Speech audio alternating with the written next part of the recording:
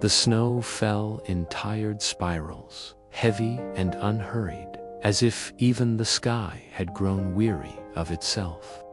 A wind moved through the endless forest, brushing against the iron rails that sliced through the white silence like veins of forgotten steel.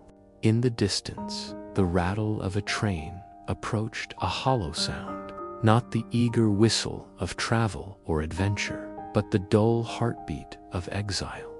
Inside one of its freezing carriages sat men who no longer knew if they were guilty, innocent, or merely unlucky.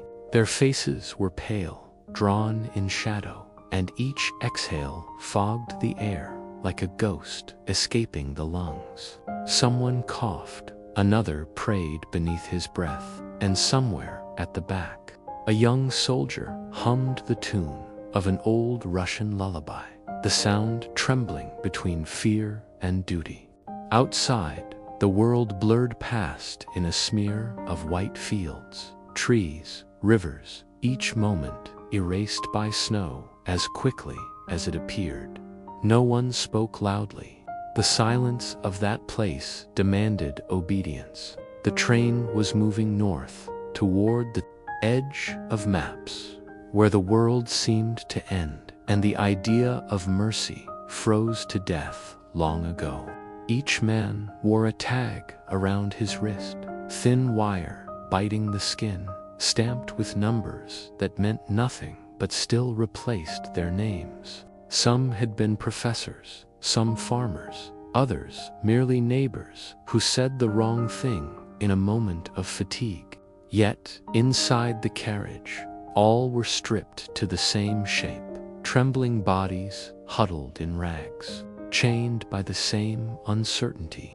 The wooden boards beneath their feet were slick with frost, and each jolt of the wheels sent a shiver up the spine. The guards, wrapped in thick coats, stood by the doors, rifles dangling lazily, their faces masked not by cruelty but by routine. It was just another convoy to them, another set of men bound for the Gulag, another page in the endless ledger of punishment that the motherland kept with quiet precision. As night thickened, the lamps flickered, shadows stretched and folded like slow smoke. In the corner, an old man whispered a story to himself about his village, about the apple tree that used to bloom outside his window, about how the snow there never felt this cruel. The others listened, not because they cared about the tale, but because it was a voice, a sound that reminded them of living things. When he paused, silence swallowed the carriage again, thick and cold. The train clattered over a bridge, and for a brief moment, the river below reflected the lights of the windows, tiny, flickering stars trembling on black water, then vanished into darkness. Hour after hour passed. Some men drifted into a shallow, shivering sleep. Others stared at nothing, their thoughts wandering to places they would never see again. The air smelled of sweat, iron, and despair. In the faint light, frost formed on their eyelashes, glittering like tiny tears that refused to fall. One prisoner tried to count the seconds between the wheels' clicks, hoping to measure distance, but soon gave up. The rhythm was too steady, too endless. It lulled the mind into surrender. Time no longer moved forward. It just circled inside the carriage, like the stale breath trapped within.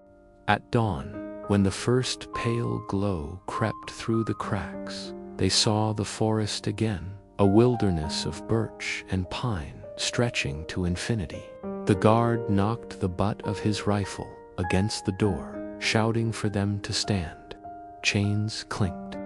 Bodies rose slowly, stiff and groaning. Outside, the snow was waist-deep, and the cold bit through every layer of cloth like a living thing. One by one, they stumbled out, blinking against the light. The world smelled of resin and frost, and the horizon was nothing but white.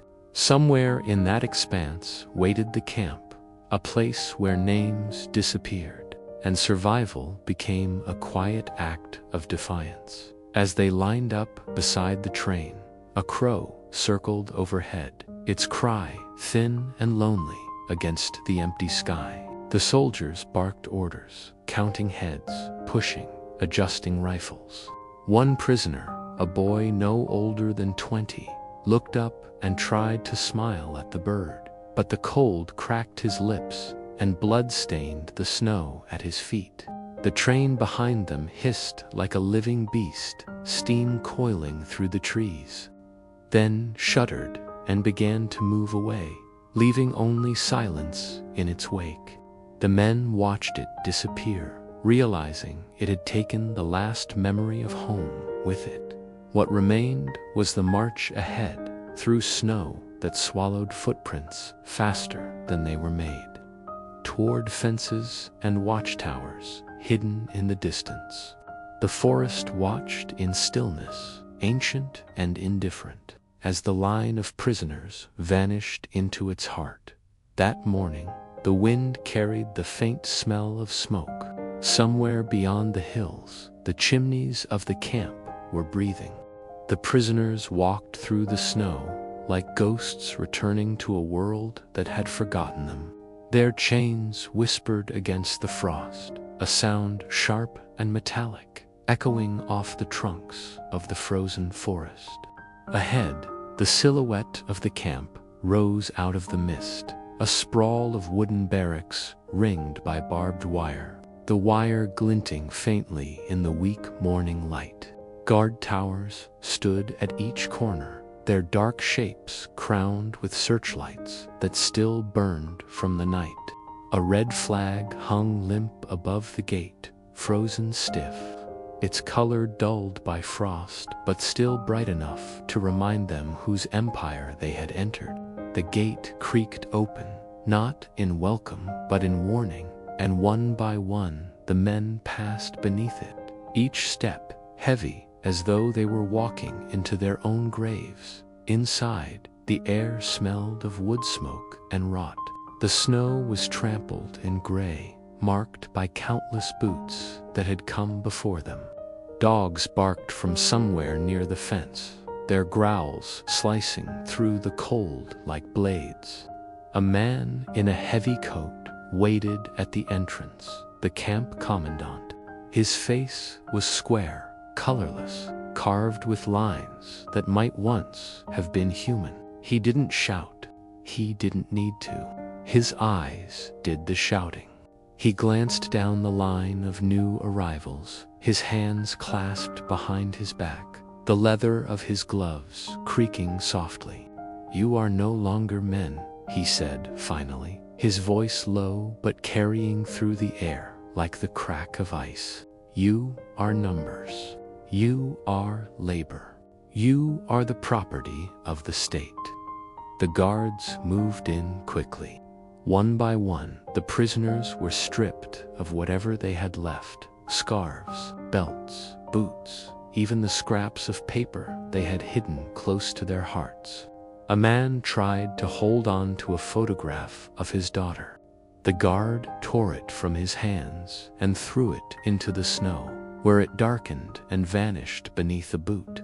Then came the They were herded into a long wooden shed that smelled of soap and smoke.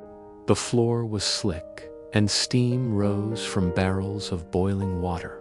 Prisoners shouted orders at them, not guards, but fellow inmates, wearing torn uniforms with faded red triangles. Move, wash. Next, the water was scalding, the brushes rough, and the humiliation complete. When they emerged, their clothes were replaced with coarse gray uniforms that smelled of sweat and mildew.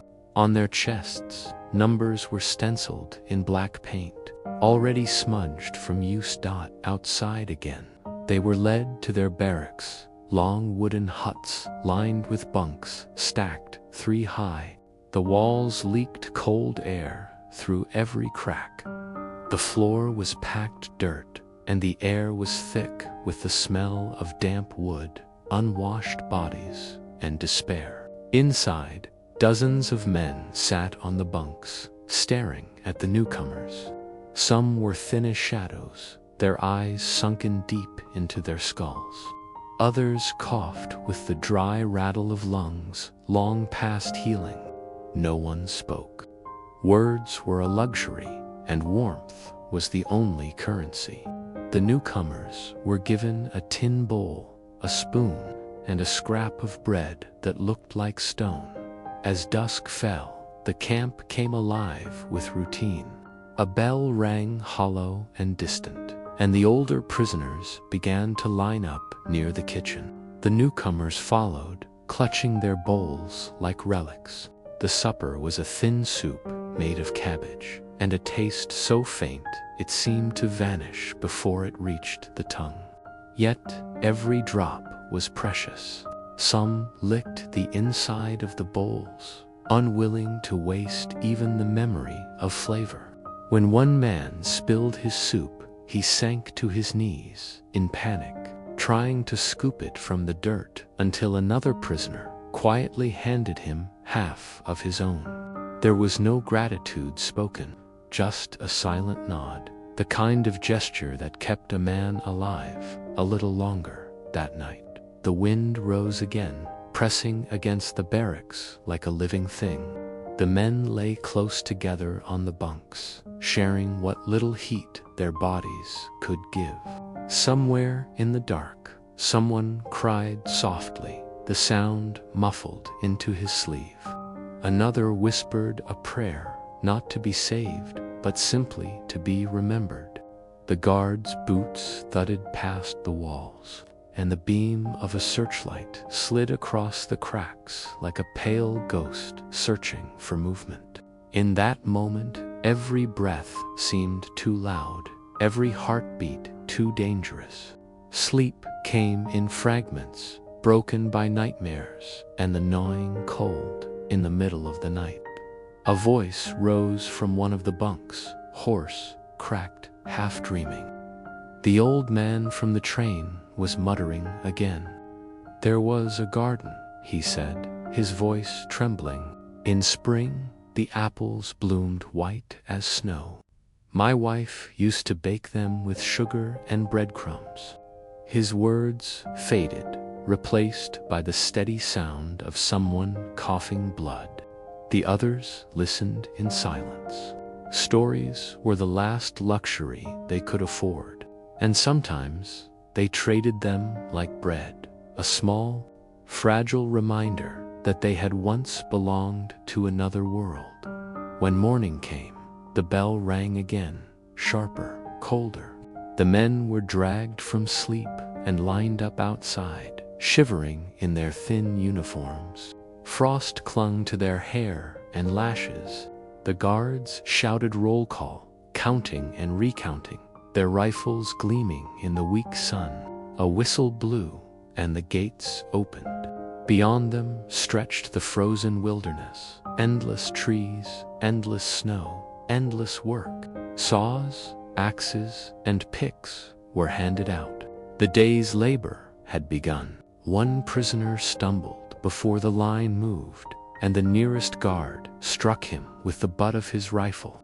He fell face first into the snow and didn't rise. No one stopped to help. The line kept moving. In the Gulag, mercy was a story people told before they arrived. As the column disappeared into the forest, smoke drifted from the camp's chimneys. The sun climbed but gave no warmth. In the distance, the faint echo of metal striking wood began, the sound of survival being measured in splinters and frostbite. Inside the empty barracks, the wind crept through the cracks again, whispering softly through the bunks. It was as if the walls themselves were remembering the countless voices that had passed through before, fading like names scratched into ice, that the old man's bunk was empty. No one asked where he went. In the Gulag, Questions were as dangerous as escape. The forest loomed like a dark cathedral, its pillars made of pine and its silence deeper than prayer.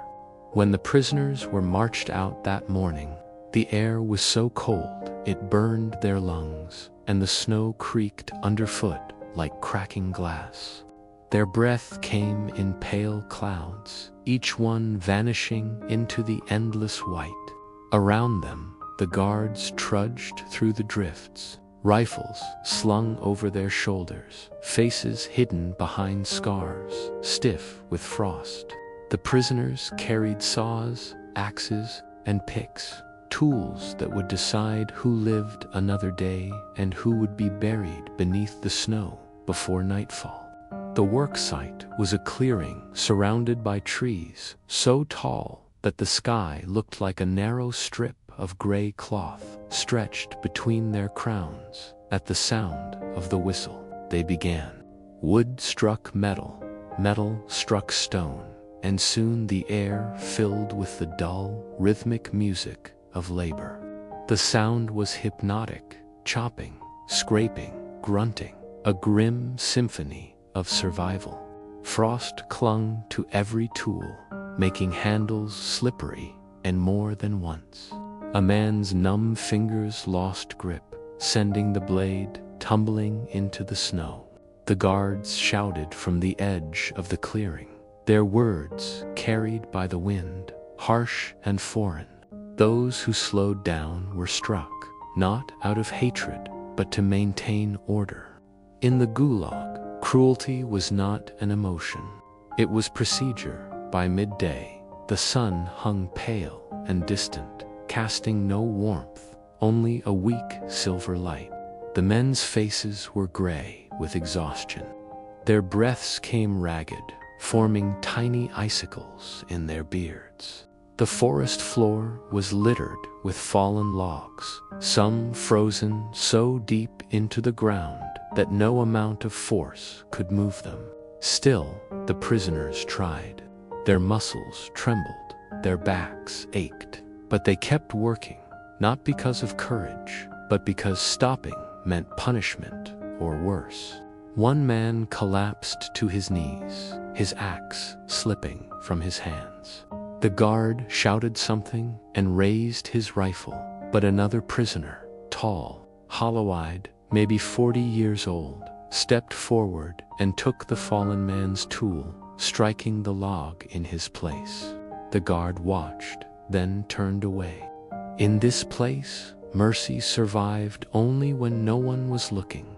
Lunch came in the form of a bucket passed down the line, a thin soup of cabbage and barley, lukewarm and nearly tasteless. Each man got one ladleful. Some swallowed it in seconds. Others let it rest in their mouths to feel the illusion of warmth. A few scraped the bottom of the bucket, hoping for something solid, but found only water.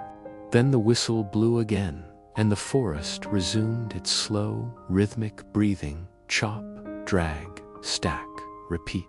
The snow deepened, and the wind shifted, bringing the scent of pine and smoke. A cruel reminder that warmth existed somewhere, just not here.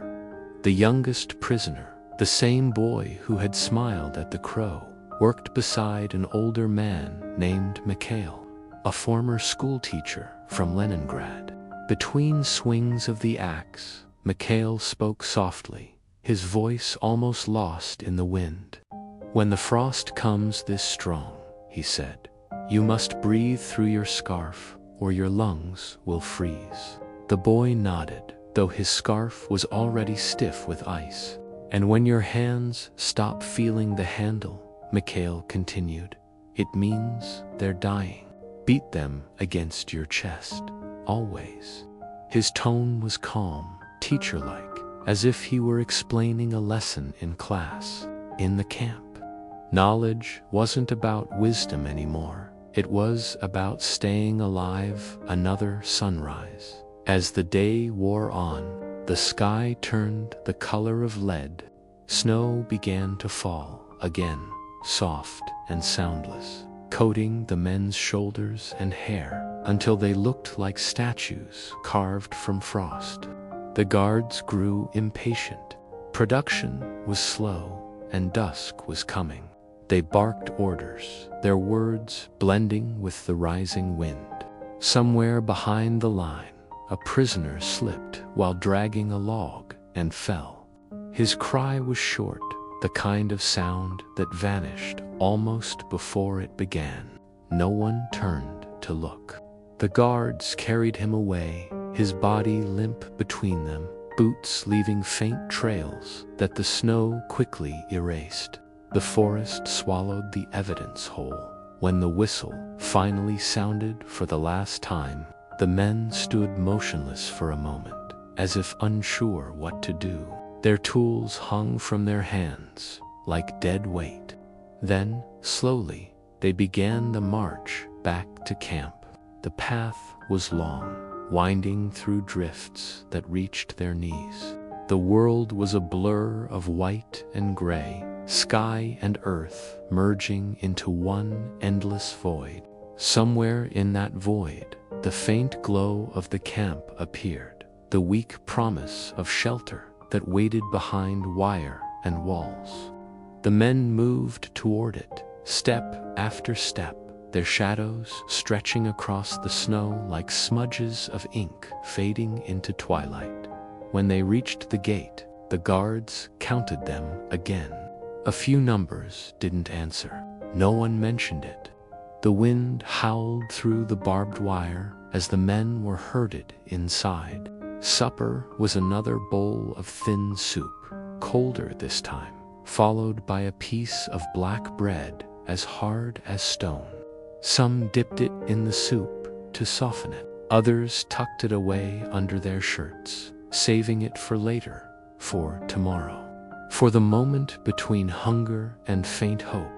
Inside the barracks, the air was thick with the smell of smoke and sweat.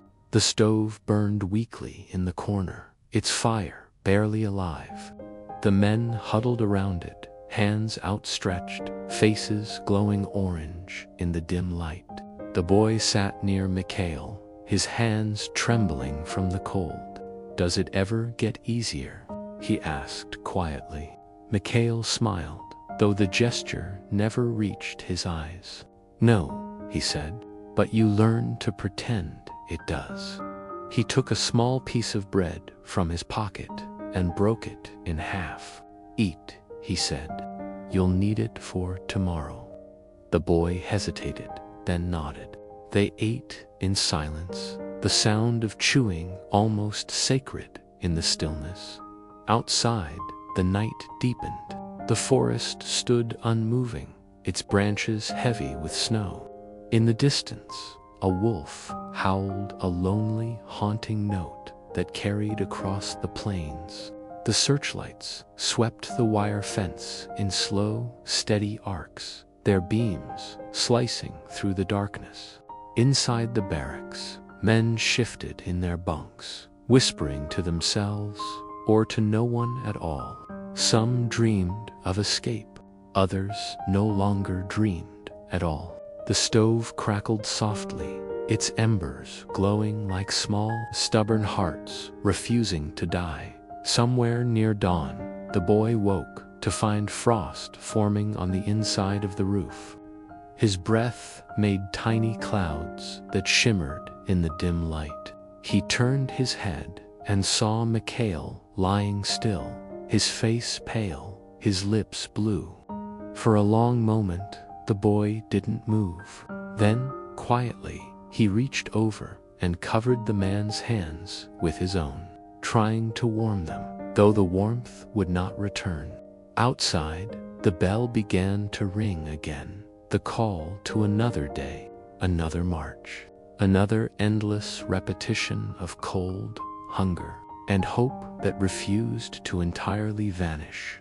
The boy stood, his shadow stretching across the frozen floor. He whispered a few words, maybe a prayer, maybe just a name, and stepped outside into the wind. The snow greeted him like an old friend, and the world beyond the wire waited, vast and silent, pretending not to notice. Morning in the Gulag did not arrive with sunlight, because the sun rarely touched that place. It came with the sound of boots thudding on frozen ground, with the clang of iron against metal as the guards struck the barracks doors. The bell echoed through the camp, sharp as a blade cutting through sleep. The prisoners stirred slowly, their breath visible in the cold air. Some groaned, others said nothing, and a few simply stared into space, as if their souls had already left long before their bodies would follow. The air inside the barracks was thick with frost and the faint smell of smoke. Every surface glittered with ice, and the walls moaned softly as the wind pressed against them. They rose in silence, each man moving like a shadow, their movements mechanical, learned through repetition. They rolled their thin blankets, straightened their bunks, and lined up outside even before the second bell. The cold was so deep it stung like fire.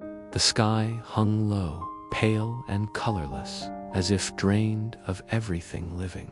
The guards paced in front of the line, rifles resting on their shoulders, eyes half closed from the monotony of power.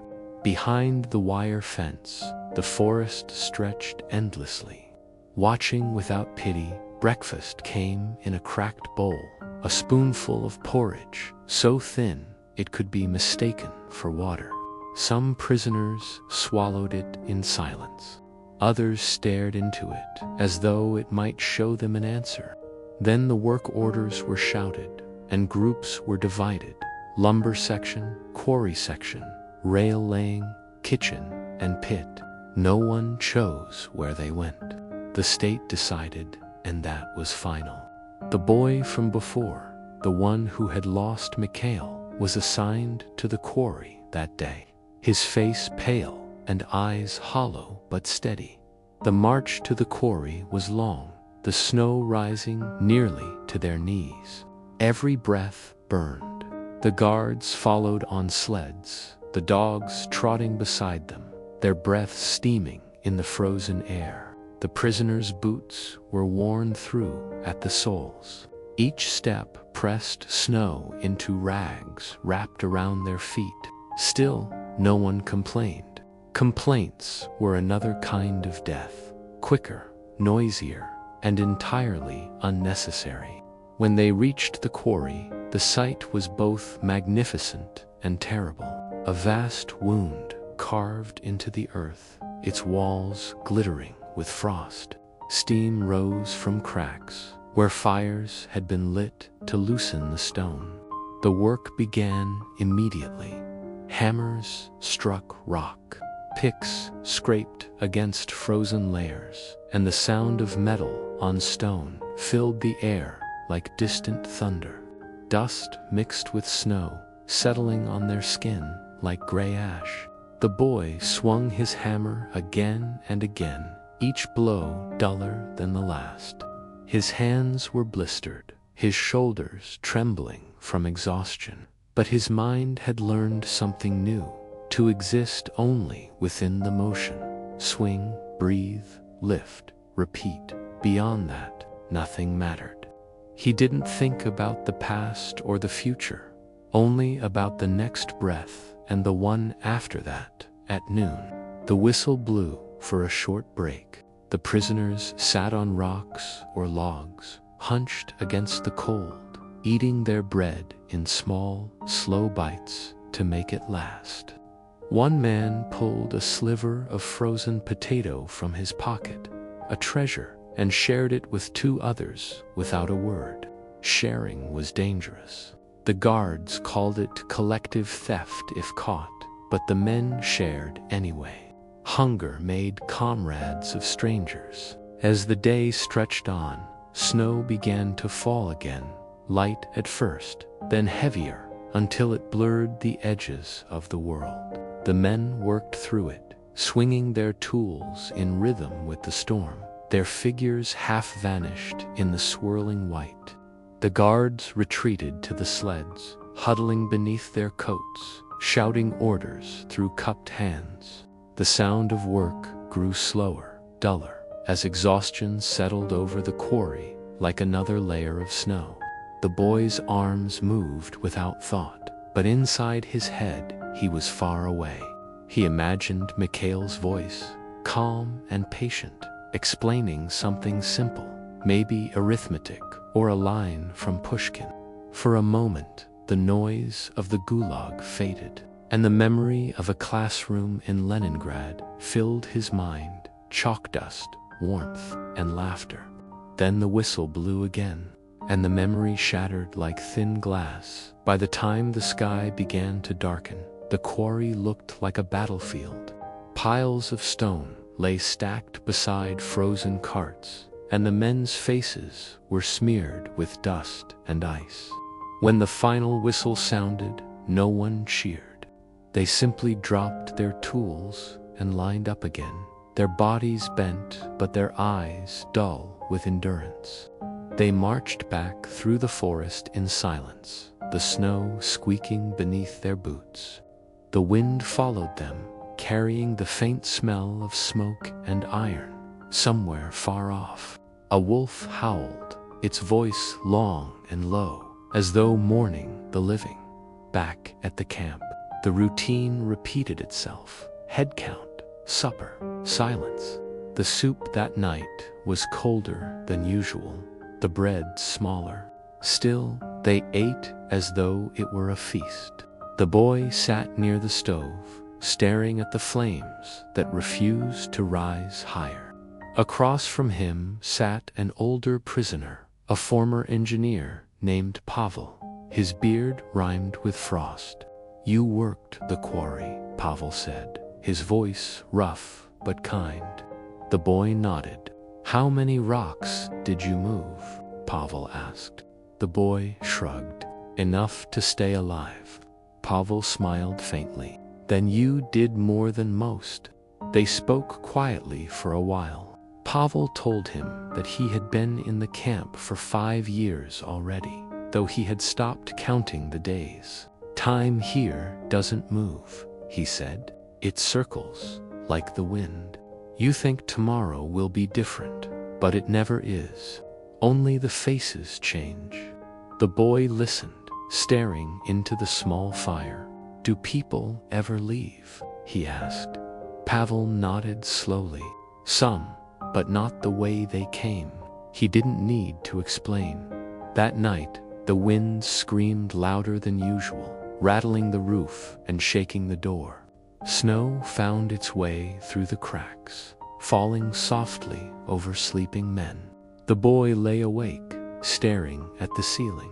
He could feel his heart beating slowly, stubbornly. For the first time, he realized that the camp itself was alive, breathing through its chimneys, whispering through its fences, feeding on time and memory. The Gulag didn't need to kill quickly. It only needed to keep people alive long enough to forget who they were outside. The searchlights swept over the barracks again, painting long shadows across the snow. The boy turned his head and watched it pass, his eyes calm. Somewhere in the darkness, he thought he heard a sound, faint, distant. Maybe it was just the wind. Or maybe it was the memory of Mikhail's voice carried through the frozen air, refusing to disappear completely. The light moved on. The snow kept falling. The camp slept. The camp lived in rhythm, a heartbeat made of bells, boots, and silence. Days blended together until even the sky forgot to change. Yet beneath that rhythm, something fragile still stirred. It began in whispers during the short pauses between work shifts, in glances exchanged when the guards looked away, in the small gestures that no regime could fully extinguish. Hope in the Gulag did not arrive as light. It survived as warmth, brief, faint, but stubbornly alive. The boy had begun to learn that rhythm. His hands had hardened, his shoulders carried weight without shaking, and his mind had grown quiet. But deep inside, a spark remained, a voice that refused to be silenced. It spoke when he saw someone stumble under a log and helped lift it before the guard could notice. It whispered when he tore his bread in half and passed it to the man next to him. Every act of kindness was a secret defiance, a reminder that he was still human, that the cold had not claimed his heart completely. One evening, after the day's work in the quarry, the prisoners returned to find a new face in the barracks, a man with ink-stained fingers and sharp, hollow eyes. He was thin as a rail, his cheekbones sharp enough to cast shadows. Someone whispered that he had been a writer once, from Moscow. His name was Anton. He spoke little, but his presence changed the air around him. That night, while the others slept, the boy watched Anton sit near the stove, his gaze fixed on the dying embers. After a long silence, the man began to speak softly, as though to himself. "They can take your hands, your words, even your breath," Anton murmured, "but not your thoughts. Not if you don't let them." The boy listened in silence, unsure if the words were meant for him. "What did you write?" he asked quietly. Anton smiled faintly. "Stories, poems, words they called dangerous because they made people feel." He reached toward the fire, tracing something invisible in the air. "I used to think words could change the world. Now I think they only remind us that the world can be changed." From that night on, Anton became a quiet teacher of sorts. In stolen moments, between roll calls, during breaks in the forest, after the lights went out, he shared fragments of memory, lines of poetry, half forgotten, stories smuggled from another life. The men listened like children around a fire. In those moments, the barracks transformed. The walls, the frost, the barbed wire, all faded for a breath, replaced by the echo of something human. Even the guards, pacing outside, could not silence that sound. One night, Anton told a story about a city in spring, about streets filled with lilacs and laughter, about a river that glowed gold at sunset. He spoke with such detail that for a moment they could smell the flowers, feel the warmth of sunlight on their faces. When he finished, no one spoke. The silence that followed was sacred. The boy looked around and saw that even the hardest faces were softened, eyes glistening in the firelight. The Gulag had taken everything from them: food, warmth, freedom. But Anton had given them something rarer: memory. The next morning, the guards searched the barracks. Someone had carved a few words into the wood above a bunk. "We still remember." It was nothing more than that. But in the camp, words were dangerous. The commandant ordered punishment. The men were forced to stand outside for hours, snow up to their knees, the wind slicing through their rags. No one confessed. The guards shouted, struck them with rifle butts, demanded the name of the writer. Still, silence held. Even the boy, trembling from the cold, said nothing. It was a victory, small, invisible, but real. Afterward, Anton smiled weakly at the boy. "See," he whispered through cracked lips, "words still matter." That night, the boy found a small scrap of wood under his bunk. With a nail, he scratched one word into it, Mikhail, and hid it beneath the floorboard. It was not rebellion. It was remembrance. Days passed. The snow deepened and hunger sharpened. The men began to measure time not by dates, but by the wear of their boots. The number of times the soup tasted of nothing, the count of nights without dreams.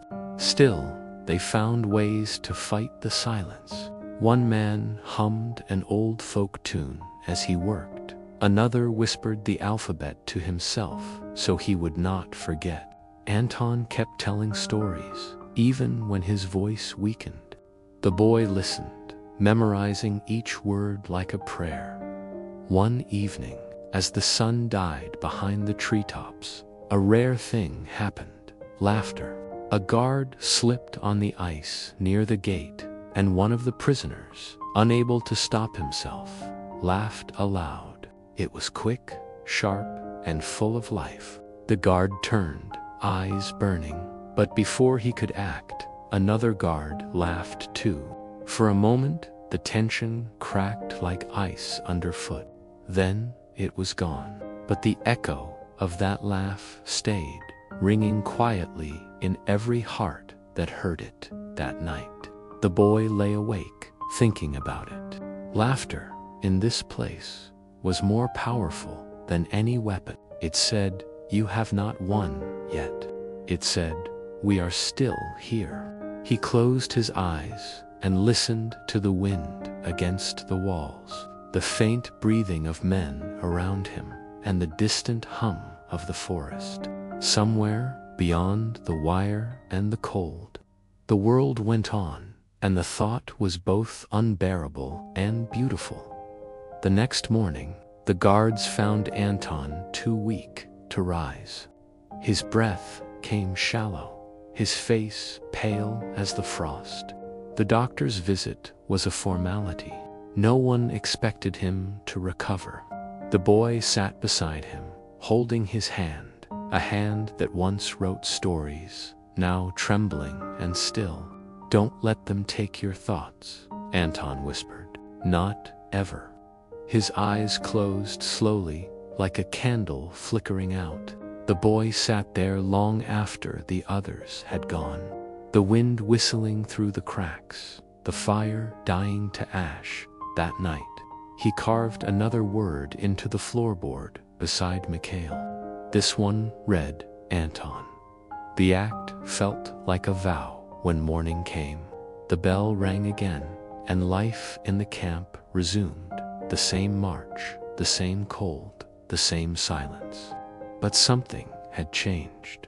The men moved with a little more steadiness, their eyes clearer. They spoke to each other more often, shared their bread more freely. The rhythm of the Gulag continued, but beneath it pulsed another rhythm, the rhythm of survival, through memory, through story, through the smallest defiance of forgetting. And somewhere beyond the camp, the wind carried a whisper, a sound like words being spoken softly, like the echo of a story still being told.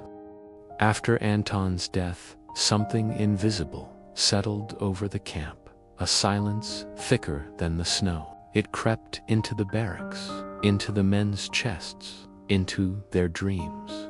No one spoke his name aloud, but everyone carried it like a scar beneath their skin.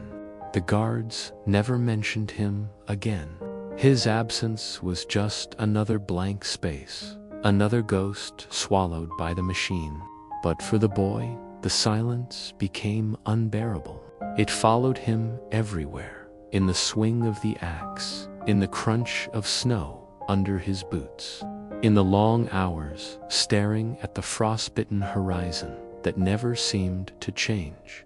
He began to lose the sense of time. Days no longer felt like days, only stretches of gray, broken by the same sound, the bell. It rang in the morning to drag them from sleep, at midday to ration the soup, at night to lock them in. The bell ruled them all. Even in dreams, its echo lingered, a cold reminder that nothing belonged to them anymore. Not their time, not their thoughts, not even their sleep. The boy started counting anything, everything, to hold on to the rhythm of being alive. He counted steps from the barracks to the quarry. He counted swings of the hammer. He counted the seconds it took for frost to form on his eyelashes. Numbers became his quiet rebellion. As long as he could count, he could think. As long as he could think, he could remain human. But time in the Gulag was a cruel illusion. One day, a man named Victor collapsed in the snow, his shovel slipping from his hand. The guard shouted, kicked him, but Victor did not move. They left his body by the path until the shift ended. When the prisoners marched back at dusk, the boy saw a new face in Victor's place. Another man, same number stitched to his uniform. It was as if the camp had erased Victor completely. Even the snow where he had fallen was smooth again. The realization terrified the boy. In this place, death was not an event. It was routine. At night, he began to hear whispers, not from others, but from his own mind. Memories twisted into fragments. His mother's voice, Anton's stories, the crack of the guard's boots. Sometimes he would wake and not remember where he was. Once, he thought he was home again, his father lighting a candle, his sister laughing. But then the candle's flame became the frost's white glare, and he saw the wooden bunks instead of his bed. He buried his face in his arms and did not move until dawn. The guards had a name for those moments, when a prisoner's mind broke the silence. They said it came for everyone eventually, some after years, some after weeks. The signs were always the same: the quiet stares, the vacant smiles, the sudden laughter with no sound. The boy saw it first in an old miner named Sergei. One day, Sergei stopped speaking altogether. He would sit near the stove, staring at the wall as if watching something no one else could see. One morning, he walked out of line during roll call and began walking toward the fence. No one tried to stop him. The guards didn't even raise their rifles until the last second. The shot echoed across the camp, and then just silence. That night, no one mentioned Sergei, but everyone felt the weight of his choice. To step beyond the fence was madness or freedom, maybe both. The boy couldn't decide which was worse, dying like Sergei or living like a shadow. Winter deepened. The cold no longer bit. It simply consumed. Skin cracked, lips bled, and even the guards seemed to move slower. The boy's hands were swollen, his fingernails black from frostbite. The soup thinned until it was more water than meal. Every movement hurt, every breath scraped like sand. But what frightened him most was not the pain, it was the numbness that followed. One night, lying on his bunk, he realized he hadn't felt anything in days. Not fear, not hunger, not grief, just emptiness. He stared at the wooden ceiling and thought, so this is how they win. They don't need to kill you. They just make you forget what life feels like. The next morning, the boy decided he wouldn't let that happen. He didn't know how, only that he had to try. When the men marched to the quarry, he looked up at the sky for the first time in weeks. It was pale blue, the color of frozen glass. A single crow circled above, black wings cutting through the light. It was the first living thing he had seen in months. For a second, he imagined what it would be like to be that bird, to fly beyond the wire, beyond the snow, into a world where no one counted the hours. The thought stayed with him all day.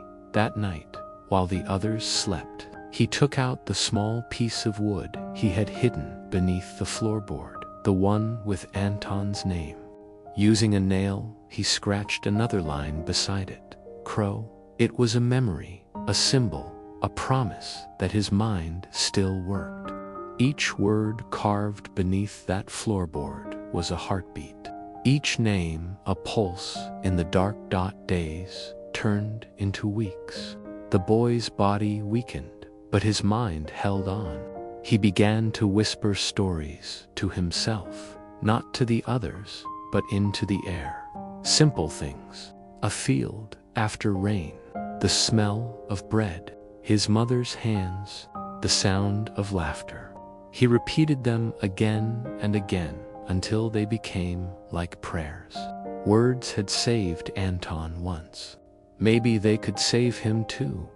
One afternoon, during work in the quarry, a guard slipped again on the ice, the same way one had before. The boy almost smiled.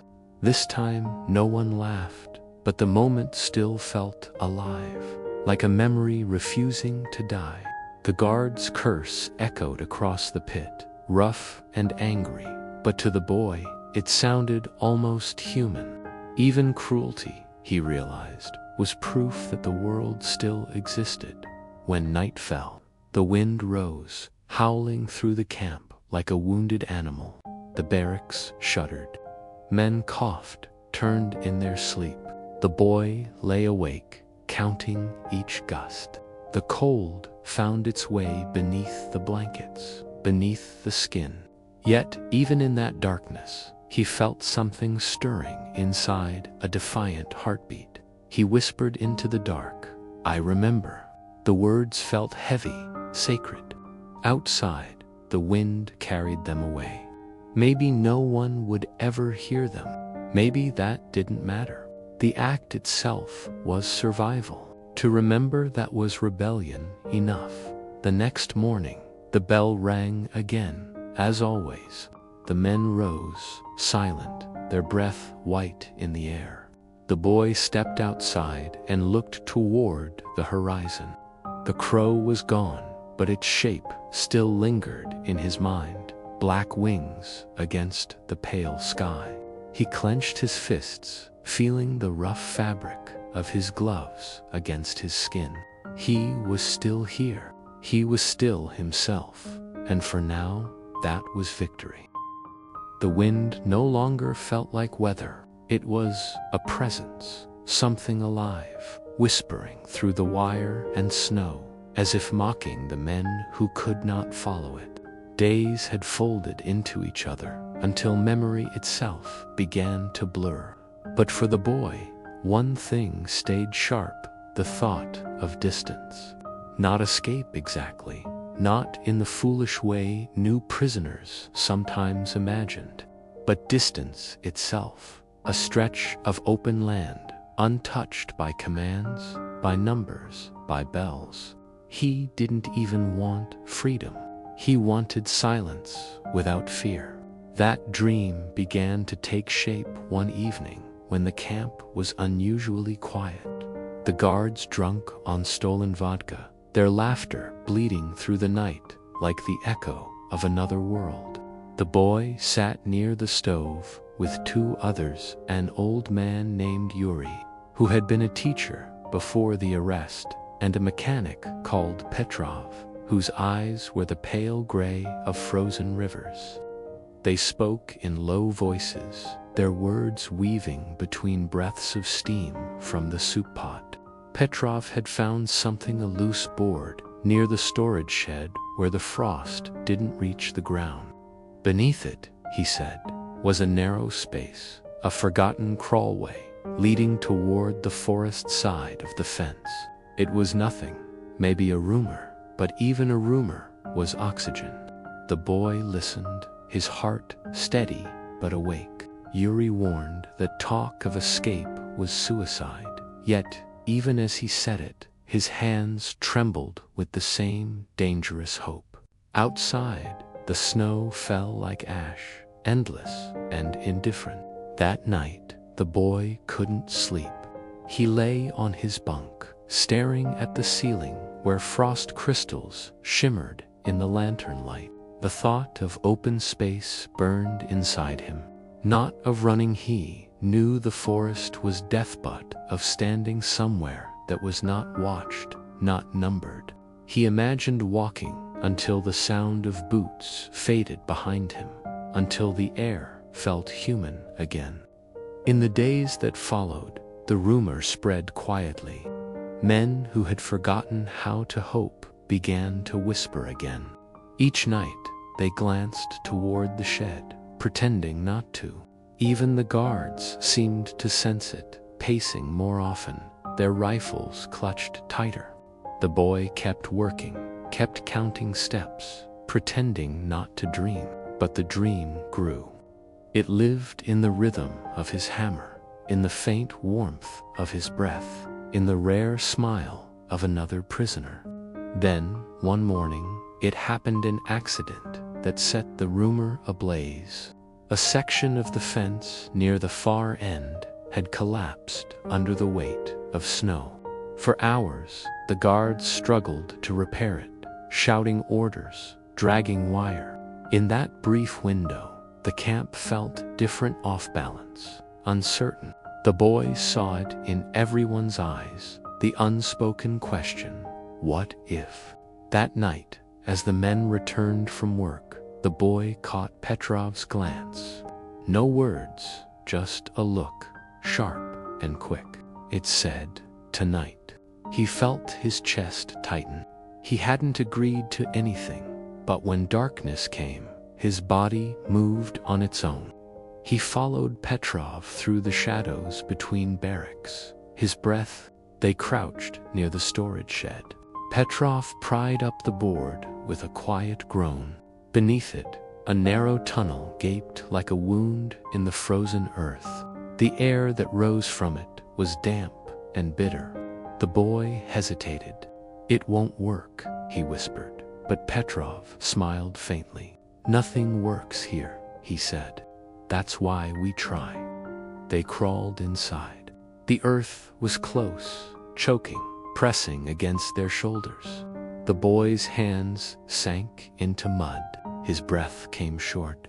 Behind him, Yuri followed, muttering prayers under his breath. The tunnel smelled of rot and rust, but it was movement forward, away. After what felt like hours, they reached a place where the soil gave way to faint moonlight filtering through the boards above. The boy peered through a crack and saw the forest black, vast, infinite. His heart pounded.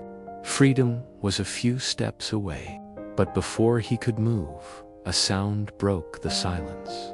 Boots, distant but steady. A flashlight beam swept across the snow. Petrov froze. Yuri stopped breathing. The boy's pulse roared in his ears. The beam came closer, then paused, then moved on. For a long moment, no one moved. Then Petrov exhaled softly. Another time, he whispered. They crawled back, slow and silent, sealing the board behind them as if nothing had ever happened. When they returned to the barracks, no one spoke. But something had shifted. Even though they hadn't escaped, the dream had touched the man that was more dangerous than running. The boy lay awake for hours, his heart still racing, not from fear, but from the memory of the open air, of seeing trees without barbed wire between them. He realized that in that single breath of freedom, he had felt more alive than in all his years before. The next morning, the guards seemed nervous. Someone must have seen movement. They searched the shed, shouted questions, hit a few men, but found nothing. Life returned to its rhythm, yet beneath it, something throbbed, a pulse of quiet rebellion. Petrov caught the boy's eye at breakfast. "We were outside," he whispered. The boy didn't reply, but inside he repeated the words again and again. We were outside. It became a mantra, a truth stronger than hunger, stronger than pain. The Gulag had no bars strong enough to cage the mind once it had seen the sky. Over the next days, the rumor of the failed escape grew into legend. Some said they had reached the forest. Others claimed they had seen wolves waiting for them. It didn't matter what was true. What mattered was that people believed someone had gone beyond the fence. Hope, once born, couldn't be buried again. And for the first time in months, the boy smiled not because he was happy, but because he understood that even in this frozen hell, the human spirit had ways to fight. Sometimes it was through stories, sometimes through laughter, and sometimes through a single glance at the endless horizon. The whistle tore the morning apart, a single note of terror slicing through the frozen air as men stumbled from their bunks, half awake, half afraid, their breath rising like smoke in the dim gray light. The guards shouted orders, rifles in hand, dogs barking as if they could smell guilt in the air. Within minutes, the prisoners stood in formation outside, lined up in the biting wind, their thin coats useless against the cold. Snow fell in quiet flakes, but it felt like ash, heavy and slow. The commandant arrived last, his coat black against the pale world, boots crunching with deliberate rhythm. He didn't speak at first. He walked down the line, his eyes scanning each face as though searching for a spark of defiance. When he finally stopped, his voice was calm to calm. "Someone tried to leave," he said, letting the words hang in the air. "Someone forgot that there is no leaving here." The silence that followed was unbearable. The boy kept his eyes down, the snow blurring his vision. No one moved. The commandant signaled to his guards. 2 men were dragged forward, Petrov and Yuri. The crowd gasped softly, though no one dared to speak. The boy's heart twisted in his chest. Petrov's face was swollen, blood crusted on his lip, but his eyes, those gray, unbroken eyes, still burned with something wild and alive. Yuri looked smaller than ever, his hands trembling, his body swaying in the wind. The commandant turned to the prisoners. "When one dreams," he said, "all suffer." He nodded, and the guard struck. The sound of the first blow was dull, final. The boy flinched, but he didn't look away. He forced himself to watch as Petrov fell, then rose, then fell again, his breath ragged but his spirit unbroken. Yuri collapsed beside him, coughing blood into the snow. The guards laughed. It was a performance, a reminder of power, of control. Every man watching understood this was what hope cost. When it was over, the commandant wiped his gloves clean and spoke again. "This camp exists because the world forgets," he said. "Remember that, and you live." Then he turned and walked away, his boots leaving perfect black prints across the white field. The guards dragged the bodies back toward the infirmary.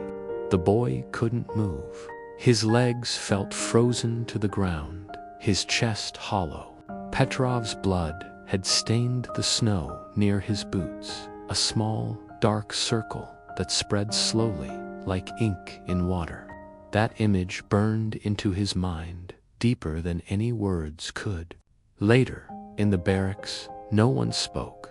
The silence was a living thing, thick and suffocating. The boy lay on his bunk, staring at the ceiling. The boards creaked with the cold, and he thought about Petrov's last glance before the guards took him away. It hadn't been fear, it had been peace, a kind of quiet acceptance. Maybe, the boy thought, Petrov had already escaped before they ever caught him. The body could die here, but the mind, if it stayed pure, if it refused to bend, might still find freedom. That idea filled him with something he hadn't felt in months: purpose. That night, He crept to the small space beneath his bunk, pulled up the loose board, and took out the wooden piece he had carved before. The names were there, carved with care: Mikhail Anton Crow. He added a fourth, Petrov. The letters trembled beneath his fingers. He whispered the names softly, one by one, like a prayer. The act felt dangerous, sacred. Outside, the wind howled like the ghosts of the lost, rattling the walls, but he kept whispering. In that soundless world of obedience, his voice, though small, felt enormous. The next morning, the guards forced everyone to work double shifts. No one spoke, but eyes met in secret. Every man knew the truth. Now freedom was not measured by miles, but by memory. Petrov had shown them that. Even the guards seemed uneasy, their laughter forced, their steps uncertain. The commandant watched from the tower, his figure framed against the gray sky, motionless as a statue. The boy kept his head down, but inside, something in him burned steady, quiet, unstoppable. He began to collect moments, again small things, the shape of a cloud, the way frost glowed pink at sunrise, the sound of boots crunching snow in perfect rhythm. These became his resistance, his rebellion. That night, as he lay awake, he thought about the forest beyond the wire. He could still see it in his mind, black and endless, whispering secrets to the wind. He didn't know if anyone would ever escape, but he knew one truth: they couldn't erase the dream. It lived now in every man who had seen that glimpse of open space, every man who remembered Petrov's eyes. The Gulag could bury bodies, but not memory. And as long as someone remembered, they hadn't won. The boy awoke before dawn, though he hadn't really slept. The barracks were quiet, filled with the sound of slow breathing and the soft creak of frost settling into the wood. Outside, the sky was a faint bruise of gray and violet, and the cold pressed against the thin walls like a living thing. He rose silently, careful not to wake the others, and looked through the small slit of glass that served as a window. The camp was still a world of shadows and silence, the guard tower lights blinking like tired eyes. He watched the snow drift across the wire fence, the wind tracing ghostly patterns on the ground, and he thought of Petrov again, of the blood that had melted into the ice and then disappeared. For days, that image had haunted him, but now it did something else. It moved him. Petrov's courage had not died. It had become a part of him, a pulse beneath the fear, a quiet rhythm that refused to stop. When the morning horn blared, he felt strangely calm. The line outside was longer than usual, the prisoners slower, their bodies bent with exhaustion. The guards barked at them, swinging rifles like clubs, but the boy no longer flinched. His thoughts were elsewhere, somewhere far beyond the fence. They marched toward the forest, to the same clearing they had worked for months, cutting down trees until their hands cracked and bled. The rhythm of the axes was hypnotic. He could feel the pulse of it in his bones. Around him, the men worked like machines, silent, broken, moving because not moving meant death. But in that numbness, something began to change. The boy noticed the small ways they helped each other, the older man who shielded another from the guard's gaze, the one who passed a crust of bread when no one was looking, the hand that reached out when a body collapsed. These were not grand acts of rebellion, but they were defiance all the same. Humanity still lived here, buried beneath the ice, waiting for someone to remember it. That thought gave him strength. By midday, the sun appeared a pale, distant circle, but it felt like a miracle. The boy paused, letting the light touch his face, and for a moment, he imagined he was somewhere else, somewhere warm, somewhere free. The guard shouted. The moment shattered, and the boy went back to work, but the warmth lingered inside him like a secret. That night, after roll call, he sat in the corner of the barracks, whispering the names again. This time, another man heard him, an older prisoner named Ilyin, who had been in the camp longer than anyone could remember. His face was weathered, his eyes dull but kind. "What are you saying, boy?" he asked quietly. The boy hesitated, then whispered, "Names of the ones we lost." Ilyin's eyes softened, a shadow of something like pride crossing his face. "Keep saying them," he said. "Names are dangerous here. That's why they fear them." From that night, the boy became a keeper of names. Men would whisper to him before lights out, giving him the names of the dead, the disappeared, the forgotten. He carved each one into the wood beneath his bunk, careful and steady, until the space was filled with lives. It became a secret monument, unseen but unbreakable. Weeks passed, and the boy began to notice how the guards changed too. They grew restless, paranoid, sensing that something invisible had shifted among the prisoners. Whispers moved through the camp like smoke about stolen tools, hidden notes, strange signs carved into the trees near the fence. The boy didn't know if any of it was true, but he wanted to believe it. Hope had a way of spreading, even in silence. One night, a blizzard hit, the worst they had seen all year. The wind screamed through the cracks, snow pouring through the gaps in the walls, and the guards huddled in their quarters while the prisoners fought to stay warm. In the chaos, the boy saw his chance. He gathered the men closest to him, the ones who still listened, still dreamed, and spoke softly. "If they take our bodies," he said, "we still have this. The names, the memories. That's how we live." The others nodded, eyes glinting in the dark. It wasn't an escape plan, not in the way Petrov had tried. It was something deeper, more dangerous. It was the decision to remember. In the Gulag, memory was rebellion. When morning came, the blizzard had buried everything under white silence. The guards shouted, angry and confused, as if the snow itself had betrayed them. The boy looked out and saw the world renewed, blank and endless. For the first time, he didn't feel trapped. He felt part of something larger, something unbreakable. He realized then that the fire burning in his chest wasn't hope, it faith in what could not be destroyed. The first sign came not from the guards, but from the wind. It had changed, somehow no longer a whisper, but a murmur that carried strange sounds from beyond the forest, like distant thunder buried beneath miles of snow. The prisoners noticed it first, because they noticed everything.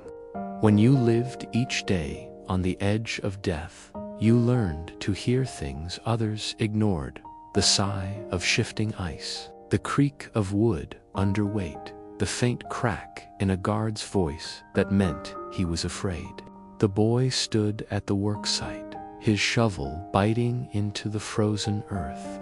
When he heard it, a low rumble that rolled through the air like a sleeping giant turning in its bed.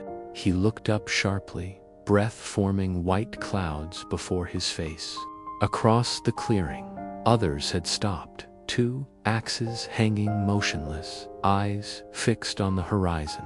The guards shouted for them to keep working, but even they hesitated for a heartbeat, the sound pressing against their nerves like unseen pressure. Then it was gone, swallowed by the wind, leaving behind an uneasy silence that clung to the skin like frost. That night, the whispers began. Some said it was a storm coming. Others swore it was artillery, the start of another war. The older men shook their heads. "The world outside never changes," one muttered. "Only the names of those who command it." But the boy could not let it go. The sound had reached something deep inside him, something that refused to stay buried. It was as though the world had spoken for the first time in months, a reminder that life still moved beyond the barbed wire. Days passed, but the air felt charged, brittle with tension. The guards grew meaner, their faces drawn tight, as if fearing what they couldn't understand. They doubled the roll calls, beat prisoners for standing too slow, laughed too loud, or staring too long. Every act of cruelty felt sharper, more desperate. The boy began to see it clearly. Now their power wasn't strength. It was fear disguised as authority. Even their boots sounded different on the frozen ground. Quick, uneven, uncertain. One afternoon, while they hauled logs through knee-deep snow, the boy saw one of the guards drop his cigarette. His hands shook as he picked it up, eyes darting toward the forest. It struck the boy then the guards were prisoners too, bound by obedience and terror. The realization was strange, almost comforting. If fear ruled everyone, then maybe courage could belong to anyone. Then, one bitter morning, a new commandant arrived. He was young, tall, with pale eyes that reflected nothing. His uniform looked too clean for this place. He moved with precise calm, his expression unreadable. He didn't yell or curse. He didn't need to. His silence did the work. He inspected the men like cattle, his gaze steady, and when he finally spoke, it was quiet, measured. "Order," he said, "is the only mercy you'll know." From that day, the camp fell into an even colder rhythm. The prisoners learned to fear his stillness more than the guards' rage. The boy watched him often, studying his every move. There was something in the way he looked at the world as if he, too, was waiting for it to break, and then it did. It happened without warning, in the dead of night. The kitchen caught fire. The boy woke to the smell of smoke, sharp and strange, and within seconds, the barracks erupted into shouts. The guards burst in, ordering everyone outside, their torches flickering wildly. The sky glowed orange, the snow shimmering gold. Flames devoured the roof of the kitchen building, licking high into the wind. Sparks scattering like stars, escaping captivity. The air was alive with heat and ash, a cruel beauty that made the boy's chest tighten.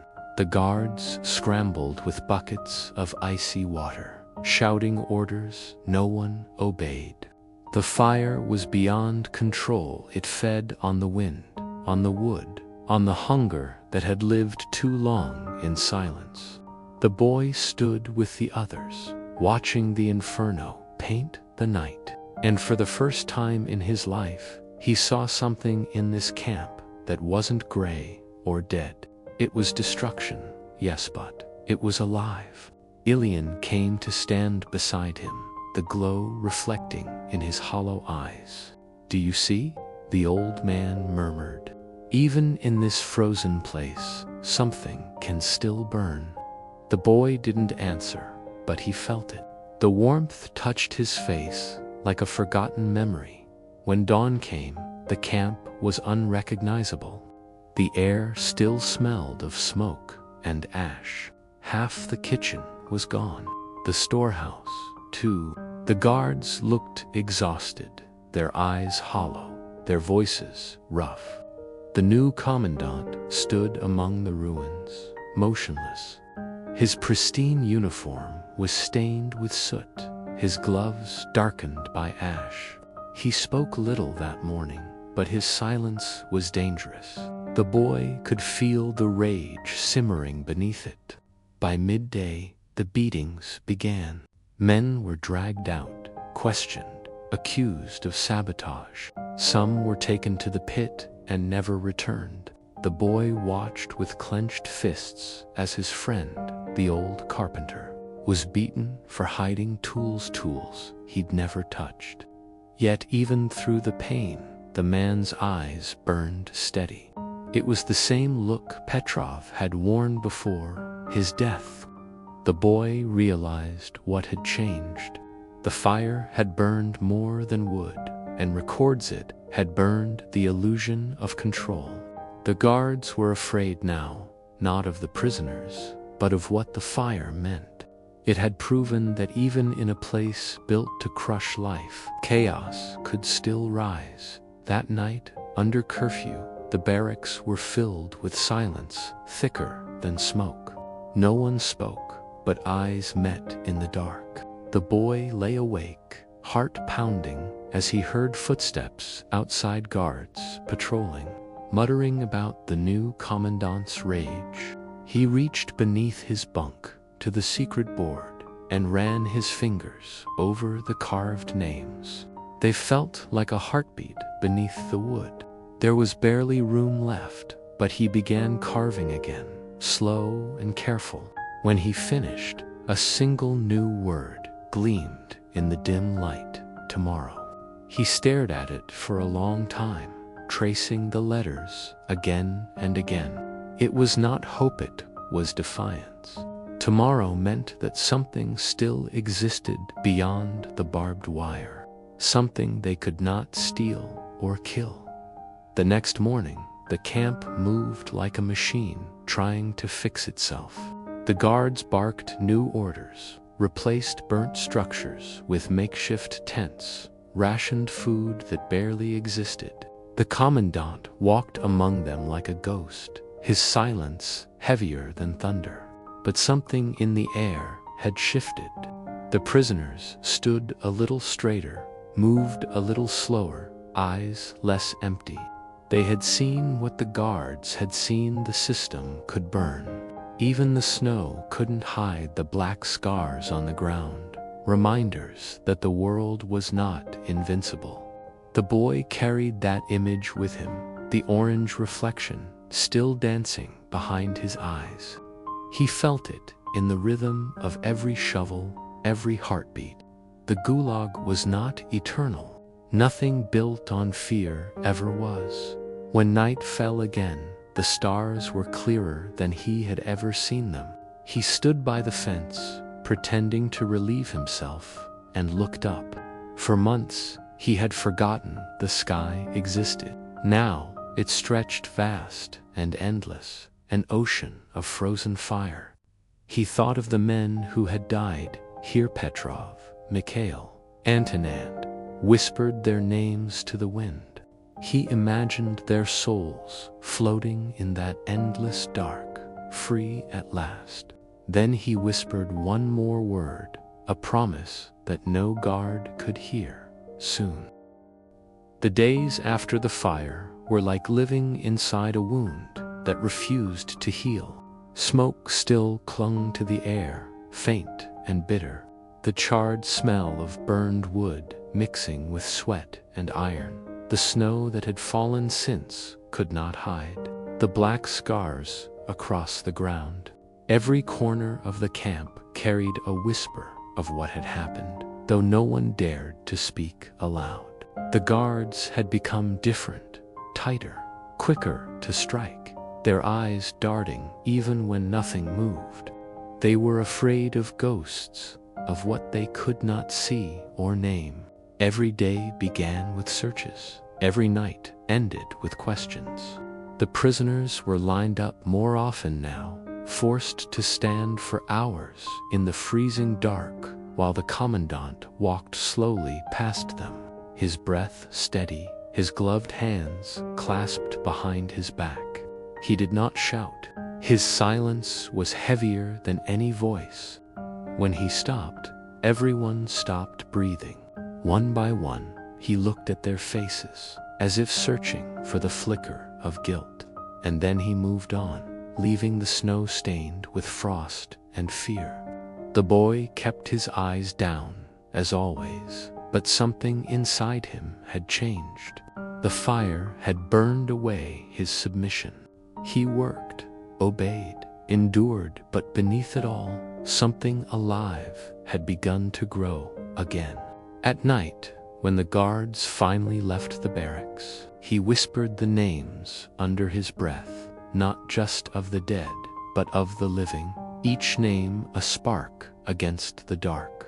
Ilian listened beside him, nodding silently, the corners of his cracked lips curling into the ghost of a smile. "Keep them alive," he whispered.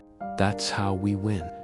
The boy didn't understand what victory could mean in a place like this, but he understood survival. The days blurred together, a rhythm of hunger and cold.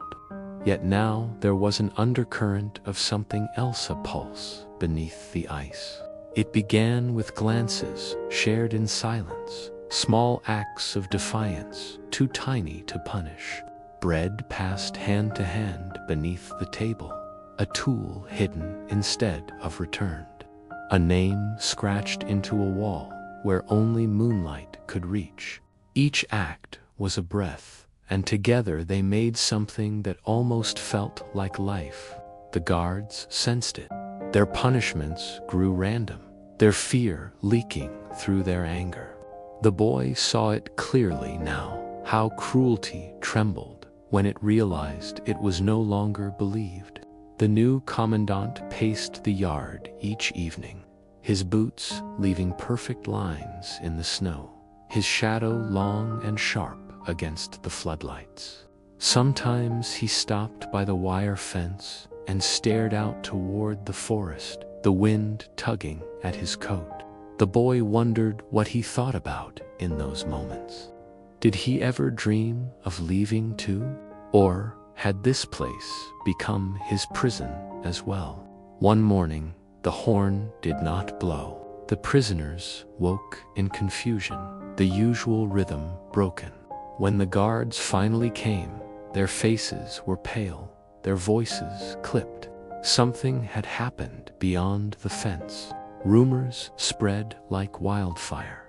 Another camp nearby had revolted, guards killed, fences cut. Some said soldiers were coming, others whispered of executions.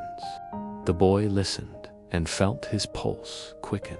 The world beyond the barbed wire was moving again. That night, the commandant gathered them all in the yard. Snow fell in heavy flakes, muffling every sound but his voice. "You will forget what you've heard," he said. "You will work, you will eat, you will sleep, and you will not think. Those who do will be dealt with." He turned his back and walked away, the guards following like shadows. But the order came too late. Once a man begins to think, no order can stop him. The cold deepened. January sank its teeth into every wall, every body. The boy's fingers cracked, his lips bled, his breath froze into tiny crystals that clung to his scarf. The snow was endless, blank, merciless. Yet inside the barracks, warmth flickered in quiet corner stories whispered after lights out. Laughter that sounded foreign and forbidden. Ilian told tales of cities that once existed, of rivers that didn't freeze, of summers that smelled like grass instead of rot. The boy listened in silence, his eyes closed, seeing it all in his mind. "They can take everything," Ilian said softly, "but not what we remember." One night, a young man named Pavel slipped something under the boy's blanket, a small scrap of paper, rough and smudged. On it was a drawing, scratched in charcoal. It showed the camp's outline, the guard towers, the fence, and beyond it, the forest. "It's just a dream," Pavel whispered. "But dreams are all we have." The boy hid it under the plank, beside the carved names. He stared at it in the dark, heart pounding. Escape was impossible. They all knew that. Yet now, even the idea of a dream felt dangerous, powerful. Days stretched into weeks. The guard's anger grew brittle, the commandant's patience thinner with every passing dawn. He stopped speaking to the men altogether, retreating into his office, where the windows were always dark. The boy saw less of him now, but his absence was worse than his presence. It meant something was coming. One evening, as they returned from work, a group of soldiers entered the camp, different uniforms, colder eyes. They brought orders from Moscow, papers stamped in red. The commandant read them silently, then looked at the prisoners with an expression that was almost human. "Half of you will be moved," he said, "tomorrow." A murmur rippled through the crowd. Moved where? No one knew, but the look in the guard's eyes said enough. Some were already dead. They just hadn't been buried yet. That night, no one slept. Men clung to what little they had: photos, scraps of letters, bits of memory carved into wood. The boy didn't pack. He had nothing to take but his secret carvings, his names, his word, tomorrow. He sat awake beside Ilyan, who stared at the ceiling with eyes that no longer blinked.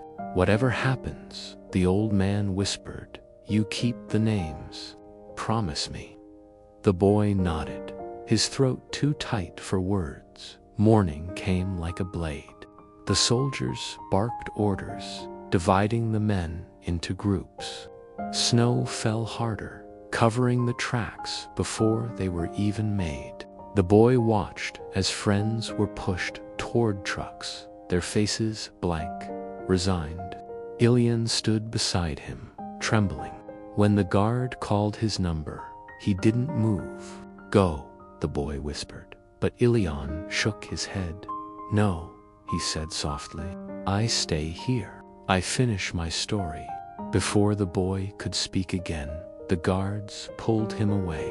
The old man's thin frame vanished into the blur of snow, swallowed whole. The trucks rumbled, engines growling, black smoke curling into the gray sky. The boy stood motionless long after they were gone, his breath shallow, his hands trembling against his chest. Something inside him cracked open, not fear this time, but something larger, something bright and unbearable. He realized that even if he survived, the camp would never leave him. It had become part of his blood, his memory, his silence. But he also knew something else, now something the guards could never understand. The camp wasn't forever. It could end. Everything could, even the ice. That night, he took the scrap of paper from its hiding place. The lines of Pavel's drawing glowed faintly in the candlelight. The fence, the towers, the forest. He stared at it until the shapes blurred, until they looked like veins across a frozen heart.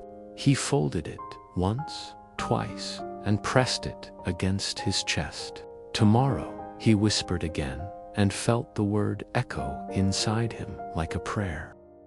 The trucks rolled into the darkness like beasts made of smoke and steel, their engines echoing through the frozen forest until the sound became part of the wind itself. The boy sat in the back of one, squeezed between men who no longer had names, only numbers stitched across their chests. Every bump of the road rattled through his bones. Snow slipped through the cracks in the canvas roof, melting against their faces, turning to ice before they could wipe it away. No one spoke. Even the guards riding beside them seemed afraid to make noise, as if words might draw something terrible from the night. Hours passed, like years. The boy tried to count the turns, to measure the distance in his head. But the road twisted endlessly, climbing and sinking, vanishing into fog. Somewhere behind them, the camp was disappearing. The fences, the towers, the carved names. He imagined Ilyin sitting in the barracks, the firelight flickering across his hollow face, waiting for a dawn that would never come. He pressed the map against his chest, the paper warm from his skin, and whispered the old man's words, "Keep the names alive." The truck jolted to a stop. A soldier pulled back the canvas, shouting for them to move. Blinding white light flooded the inside. The boy blinked and stepped down into the snow. Before him stretched another fence, taller than the first, its wires glinting under surface. The new camp was smaller, quieter, a place that seemed built for vanishing. They were herded inside, counted, divided, and assigned to barracks that smelled of mold and rust. The boy's new bed was a plank beneath a broken window. Cold wind cut through the cracks, biting his skin until it felt like glass. Around him, the other prisoners settled into silence. Their faces were gray, their movements slow, as if time itself had thickened in the air. Days turned into weeks again.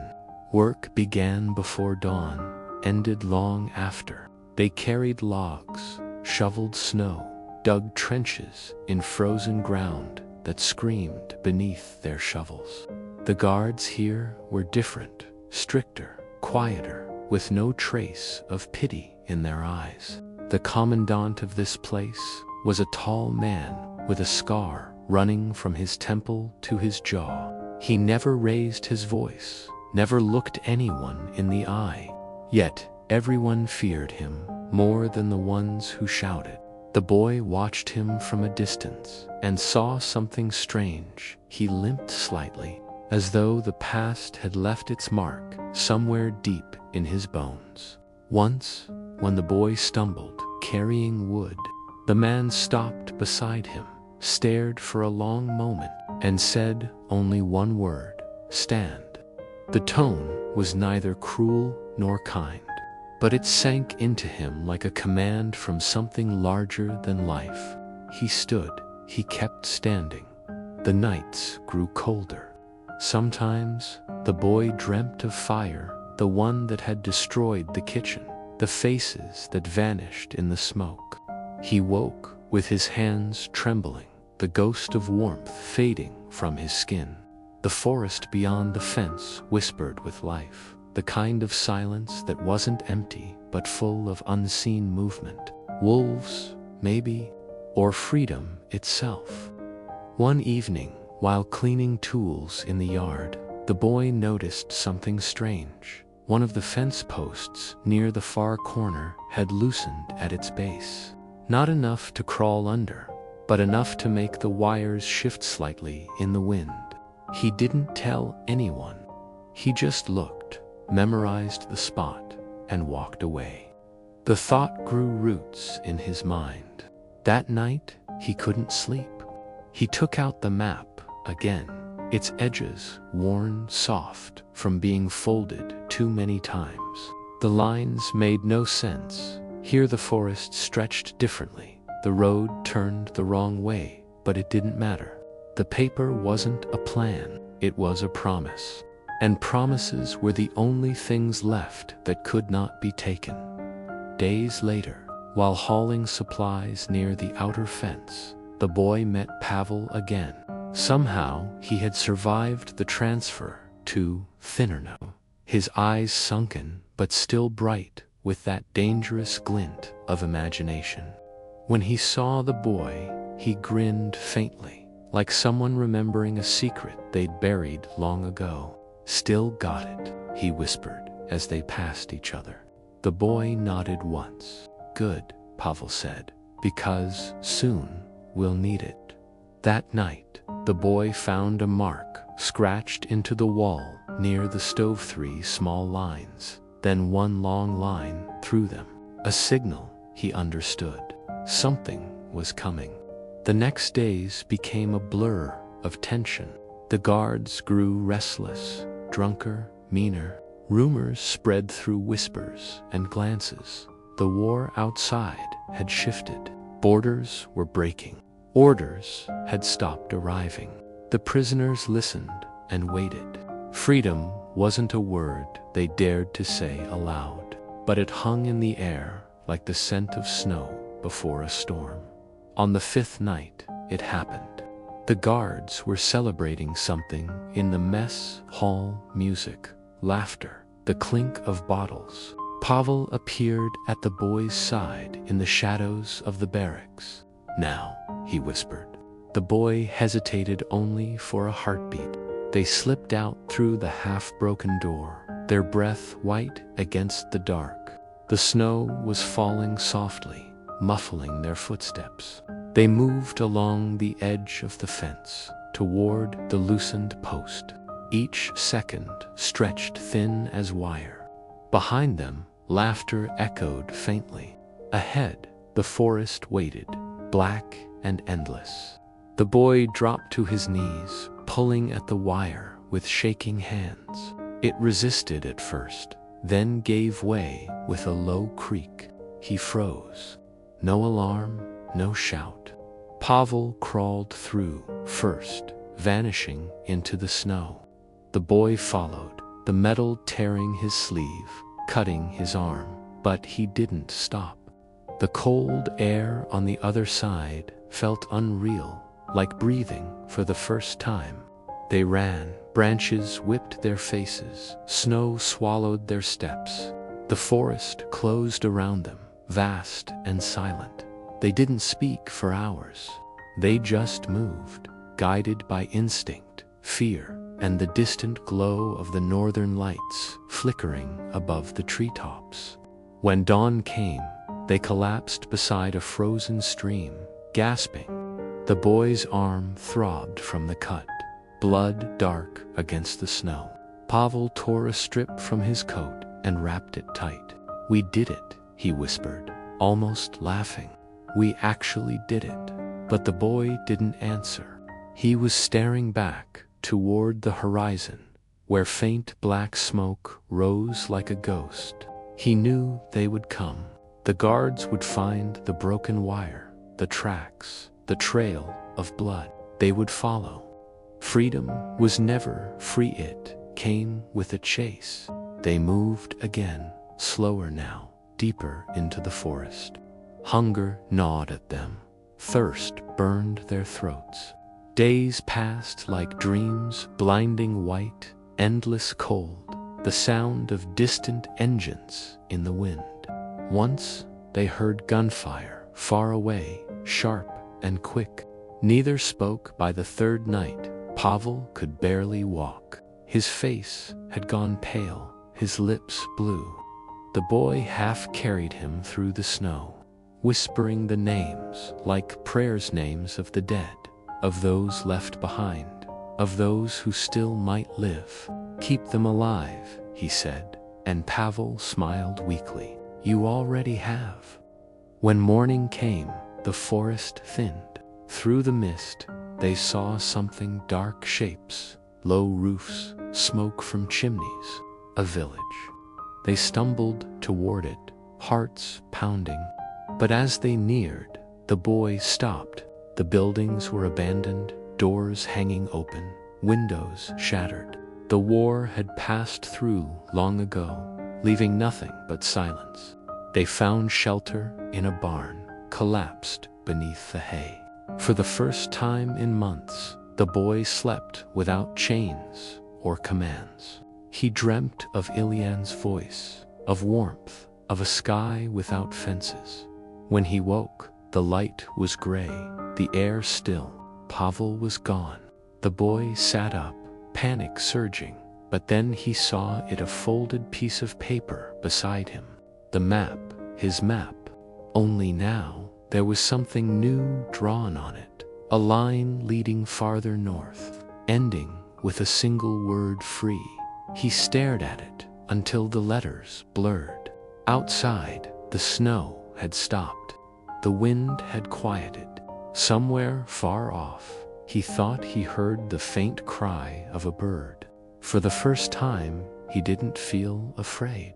He tucked the map inside his coat, stepped out of the barn, and looked toward the endless white horizon. There was no road, no sign, no sound, only the whisper of the forest and the promise that he was no longer alone. He began to walk. Each step felt lighter than the last. The sky opened above him, pale and infinite. Behind him, the footprints faded quickly in the snow, erased by wind, as if the world itself wanted to forget. But memory does not die, it waits, buried under ice, until the thaw comes again. The snow stretched endlessly before him, a white sea under a sky the color of steel. And for the first time in years, there were no shouts behind him, no chains at his wrists, no walls to mark the edge of his world. The boy walked for hours without knowing where he was going, guided only by instinct and the faint warmth of the rising sun. Every breath burned his lungs. Every step left a wound in the snow. Yet each movement felt like an act of defiance, a way of telling the earth he was still alive. He carried the map close to his chest, its ink smudged, the word free carved into his mind like a flame that refused to die. Days passed in fragments of hunger and exhaustion. He found water in frozen streams, food in what little bark and berries the forest offered, and shelter in the hollow of fallen trees. At night, he listened to the forest breathe, the cracking of branches, the distant cry of wolves, the wind whispering like voices of the dead.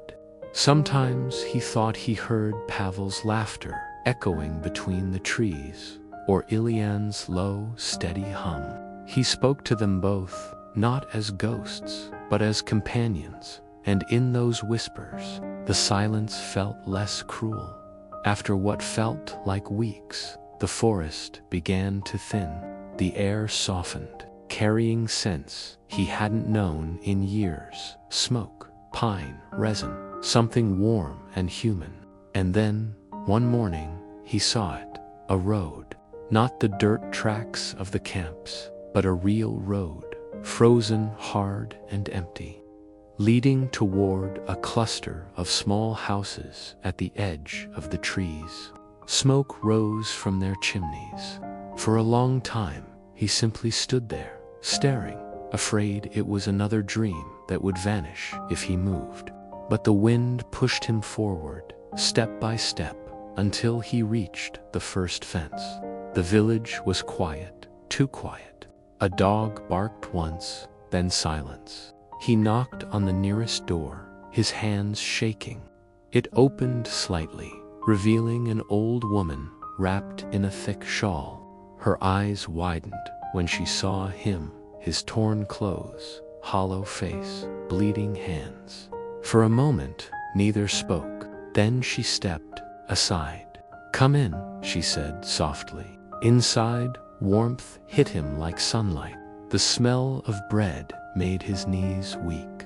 He tried to speak, but his voice cracked. She guided him to a chair, set a bowl of soup before him, and watched as he ate. "You came from there," she said finally, nodding toward the forest. He didn't answer. He didn't need to. Her eyes were full of something between pity and understanding. "Many don't make it," she whispered. "You did." For 3 days, he stayed in that small wooden house. The woman, her name was Anya, said little, and he didn't ask questions. She lived alone, her husband gone to a war that never truly ended. The walls were covered in old photographs, faces of men and women in uniforms, smiles frozen in time. At night, she lit a single candle and sat by the window, staring into the snow. "They took everything," she told him once, her voice barely more than breath. "But they couldn't take the land. It remembers." He didn't understand then, but her words stayed with him. On the fourth morning, before dawn, he woke to find her gone. Only a note remained on the table beside the map: "Follow the river north." He stepped outside. The snow had stopped, the world wrapped in quiet light. He turned once toward the house, then began walking again. The river glimmered under thin ice, winding through the valley like a silver thread. Birds flew above, black shapes against the pale sky. Each mile felt lighter, though his body was weak. Somewhere ahead, there was supposed to be a town, one untouched by the camps, where travelers sometimes vanished into new names, new lives. By the second day, he reached it. A small place, half ruined, but alive, children chasing each other in the snow, men repairing roofs, women carrying baskets of wood. He stood at the edge, unsure, until a man approached, his coat patched, his beard thick with frost. "You're far from home," the man said, studying him. The boy hesitated. "I don't have one." The man smiled faintly. "Then you'll fit right in." He offered food, a place to rest in a barn by the river. The boy accepted. Days turned to weeks. He worked quietly, cutting wood, hauling water, mending fences. The townspeople asked no questions. They had learned long ago that questions were dangerous things. Yet he could feel the weight of their glances, their curiosity at the scar on his arm, the way he flinched at sudden noise. At night, he wrote. On scraps of paper, he wrote the names everyone he could remember from the camp, carved once in wood, now inked again in life. Sometimes he burned the pages after writing, watching the ashes float into the night sky, as if freeing their souls into the wind. Other times, he buried them beneath stones by the riverbank, where the current whispered forever. Then, one evening, as he walked along the water, he saw something that stopped him cold. A figure stood on the opposite bank, tall, wrapped in a coat too familiar to mistake. The scar, the limpet, was him, the commandant. The boy froze, heart pounding. The man didn't move, didn't reach for a weapon. He only looked at him, long and steady, then raised one hand, not in threat, but in something like acknowledgement. The boy couldn't speak. For a moment, their eyes met across the river. Two ghosts from the same grave. Then the man turned and walked away, vanishing into the trees. The boy stayed there until the moon rose high, the memory of that face etched in his mind. He didn't know what it meant: mercy, regret, or simply survival, but it told him one thing: the past never truly dies. It walks beside you, quiet as a shadow, until the day you choose to face it. Spring came slowly. The snow melted, rivers swelled, and the ground turned to mud. The boy, now no longer a boy, but not yet a man, watched the world transform. He began helping the villagers plant crops, fix roofs, rebuild what had been broken. The forest grew green again, the air thick with scent of pine and wet earth. Sometimes he caught his reflection in the river and hardly recognized himself. The hollow eyes were still there, but behind them burned something steady, something the camps hadn't killed. One evening, sitting by the water, he unfolded the map for the last time. The ink had faded, the paper soft, but the word free still stood clear. He smiled faintly, then tore it in half and let the pieces drift into the current. They floated away, spinning, until they vanished under the ripples. "It's done," he whispered. though he wasn't sure what he meant, the journey, the pain, or the need to remember. Maybe all of it. As the sun dipped behind the hills, he heard laughter from the village, the sound of life continuing. He closed his eyes, and for the first time in years, there was no sound of chains, no commands, no fear. Only wind, river, and heart. Somewhere beyond the horizon, others were still trapped, still digging, still dreaming. He knew that, but he also knew that stories like his matter not because they changed the world, but because they kept truth alive. He stood, brushing snow from his coat, and looked toward the endless north, where the sky glowed faintly with the last colors of dusk. Freedom, he thought, was not a place or a word. It was a way of walking through the world and refusing to kneel. He took a deep breath, turned toward the village lights, and began to walk back each step, leaving no mark on the earth, yet echoing quietly, like the sound of cracking ice in the distance, announcing that the thaw had finally come. The summer came softly, almost shyly, as if afraid to disturb the land that had seen too much snow, too much blood, too much silence. The boy, now grown in spirit though still young in years, watched as the river thawed completely, turning from ice to flowing glass that caught the sun like a mirror. The village changed to fields bloomed with wildflowers. Children ran barefoot through mud, and laughter replaced the wind's hollow song. Yet inside him, the thaw was slower. Freedom, he learned, was not the absence of walls, but the burden of memory that refused to fade. Each night, he dreamt of faces, the men in the barracks, the guards' boots in the snow, the flicker of fire that had burned more than wood. Some nights he woke choking, tasting smoke that wasn't there. He had survived, yes, but survival was not the same as peace. It was a scar, invisible but always aching. He began walking to the river every evening, sitting on the same stone, staring at the water until dusk turned to dark. The villagers thought him quiet, strange, maybe broken. They didn't know that he was listening to the river, to the trees, to the faint echoes of voices carried by wind.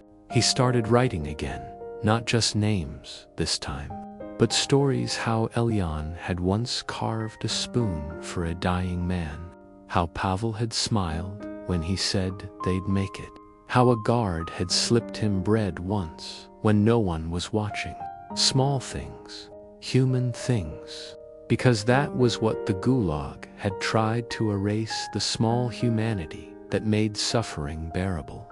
He wrote in secret, using scraps of paper, old journals left behind by soldiers long gone. His handwriting was rough, trembling, but steady. Each word felt like a heartbeat, each sentence a breath pulled from the frozen past. He didn't know why he wrote, only that he had to. Maybe to remember, maybe to forgive, or maybe because silence was a kind of death, and he'd already escaped that once. The villagers noticed his long walks, his quiet writing, the way he flinched when someone slammed a door. A few whispered rumors that he was a soldier hiding from the army, or a wanderer who'd lost his mind in the war. He didn't correct them. Truth, he realized, was heavier than any lie. One day, a stranger came to the villager man in a brown coat with ink-stained hands, claiming to be a teacher sent to rebuild the local school. He was polite, thin, with the tired eyes of someone who'd read too many truths and believed too few. The boy, curious despite himself, began to speak with him. At first, just short greetings, then longer talks by the river. The teacher listened more than he spoke, and that made the boy trust him. One evening, when the air was soft with the smell of pine, the boy handed him a small bundle of papers. "These," he said quietly, "are for those who can't speak anymore." The man looked at the pages, at the trembling words scrawled across them, and for a long moment said nothing. Then he nodded slowly. "People must know," he whispered. "If not now, someday." The boy didn't expect anything. He had written to unburden, not to be heard. But weeks later, the teacher returned with a small envelope and a strange light in his eyes. "They will print it," he said. "In secret, but they will." The boy stared, unable to breathe. "They'll read it?" he asked. "They'll know." The man nodded. "Yes, they'll know what they tried to bury." For the first time since leaving the camp, the boy felt something like hope, fragile, trembling, but real. He didn't think of glory, or revenge, or justice, only of the names carved in the bunk wood, the faces lost to snow. They would not vanish. They would live in words, in pages, in the hearts of those who'd never see the camps, but would remember their echoes. That night, he walked to the river and watched the stars reflected in its surface. They looked like souls, flickering but unbroken. He thought of Ilyan, of Pavel, of the old woman Anya, and whispered, "They'll know." The wind stirred the trees, as if answering. But the past had one last test to give.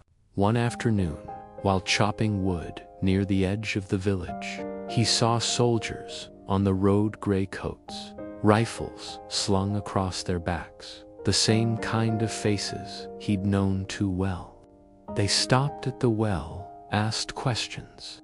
Someone had spoken of an escaped prisoner, they said, someone matching his description. His heart froze. The villagers glanced his way but said nothing. Their silence was a shield stronger than walls. That night, he packed what little he had, the clothes, the notebook, the map fragments, and went to the teacher's house. "I have to go," he said. "If they find me, it's over." The teacher nodded sadly.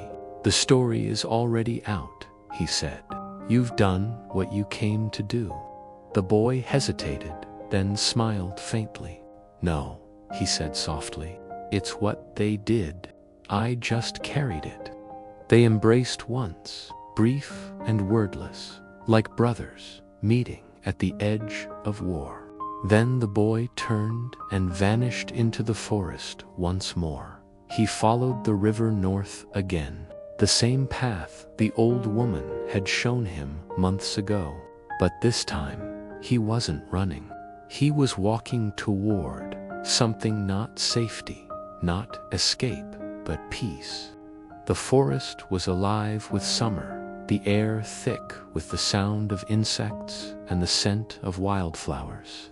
He walked until his feet bled, until his breath became rhythm, until the noise of the world faded into a single thought: "They'll know." When he finally stopped, it was beside a lake, so still it looked like a mirror. He sat on the shore, opened the last blank page of his notebook, and wrote one sentence: "Freedom is remembering without fear." Then he closed it, set it beneath a rock, and watched as the wind rippled across the water, carrying the reflection of the sky. The sun was setting when he heard it, a distant rumble like thunder. He smiled faintly. Whether it was storm or war, it didn't matter. Life, after all, always began again with sound. He stood, turned once to look at the lake, then walked on, disappearing into the woods as night fell. And though his footsteps faded, the story he left behind kept moving through papers, through whispers, through generations yet unborn. For in every word, every name, every echo, of the Gulag. There lived a truth that could not be erased, that even in the darkest place, humanity endures. And as long as someone remembers, no prison, no empire can ever truly win. When the gates finally opened, there was no cheering, no grand announcement, no flag raised to mark the moment. It happened quietly, the way all endings do in forgotten places. The snow had begun to melt, turning the ground into rivers of brown slush that swallowed footprints before they could dry. A truck came one morning, its tires sinking into the mud, the engine coughing as though even it wanted to rest. An officer stepped out, holding papers that trembled slightly in his hand. The boy, now no longer quite a boy, stood among the prisoners as their names were read. One by one, some familiar, some belonging to men long dead. No one understood what was happening. The guards, stripped of their old fury, merely looked tired. The camp's silence had changed, was not the silence of fear anymore, but of disbelief. Then, as if carried by the wind itself, the word passed through the crowd: release. It sounded impossible. It moved through the men like fire, through dry grass, uncertain but unstoppable. Some laughed. Others wept without sound.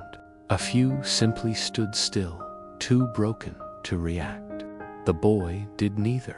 He watched the officer's lips move, the names tumble into the cold air, until his own appeared, a sound he hadn't heard in years, a sound that didn't even feel like him anymore.